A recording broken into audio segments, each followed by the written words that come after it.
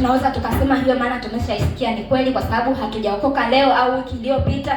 Kwa hiyo tumeshasikia sana. Kwa hiyo tuende haraka haraka kwenye kweli. Nianze na kweli ya kwanza kuhusu kuokoka.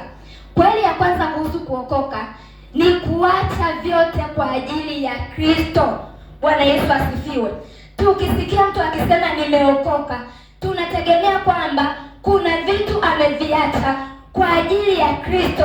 Ndio maana tukisoma katika kitabu cha Marko 10:28, kitabu cha Marko 10 mstari wa 28. Marko 10:28.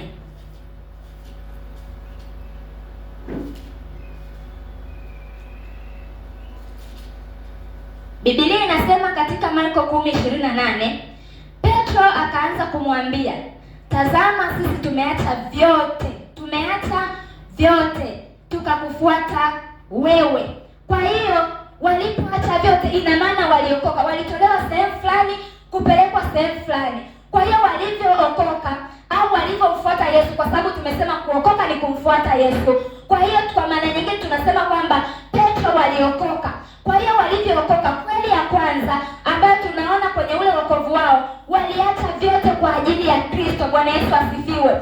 Waliacha kuna watu waliokuwa na kazi zao, wengine walikuwa wavuvi, wakaambiwa kuanzia leo hamtavua samaki bali mtavua watu, mtahubiria kweli ya Bwana Yesu kwa watu mbalimbali. Waliacha mambo yao kwa ajili ya Kristo Yesu. Kwa hiyo kweli ya kwanza kuhusu kuokoka ni kuacha vyote kwa ajili ya Kristo. Kwa ulimwengu wa sasa hivi tunaweza tukawa hatujaacha vyote, kwa sababu tuna kazi, tunatakiwa tuishi, tuna watoto, tunatakiwa tulipie ada, tuna bili za nyumba, bili za maji, bili za umeme, tunatakiwa tufanye. Kwa hiyo unaweza usiache vyote, lakini ukaacha vile vyote ambavyo havimpi Mungu utukufu. Bwana Yesu asifiwe.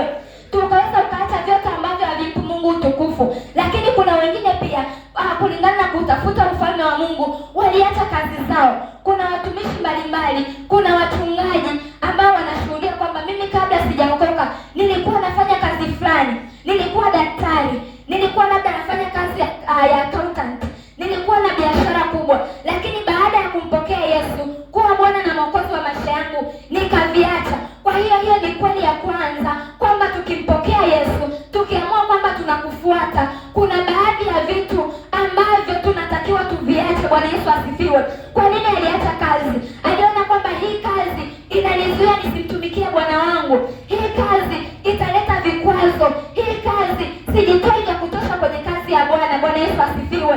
Haleluya. Kwa hiyo ndio maana wakaamua, baadhi ya watu wengine, watumishi wa Mungu waliamua kuacha vyote kwa ajili ya Bwana.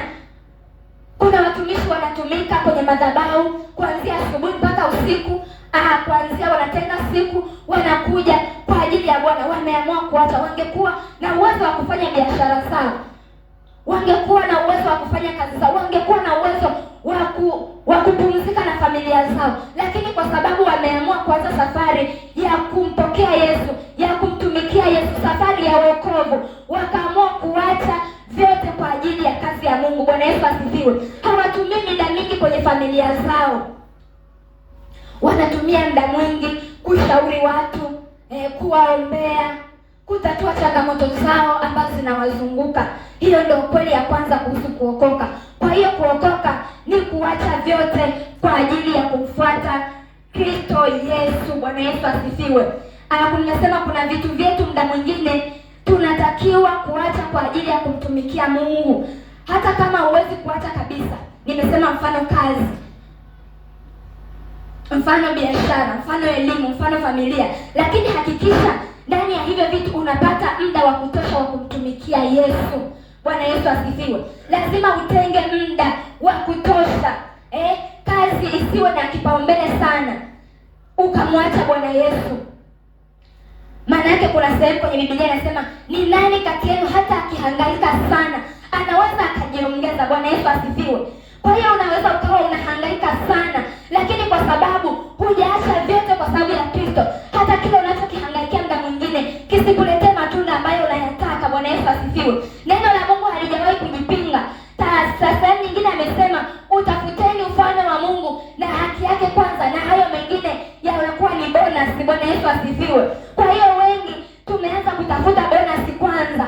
Kwa hiyo kwamba tunatafuta bonus kwa nguvu zetu, kwa kujishughulisha sana. Kwa unakuta milango muda mwingine haifunguki kwa sababu Biblia imesema muda mwingine kuokoka ni kuacha vyote kwa ajili ya kumfuata Bwana Yesu. Haleluya.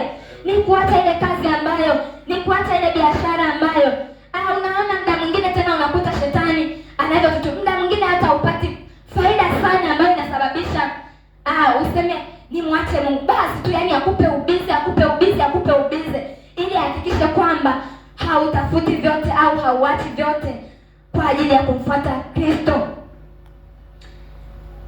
Nimesema kwamba kuna mengine ambayo ni ya kuacha kabisa.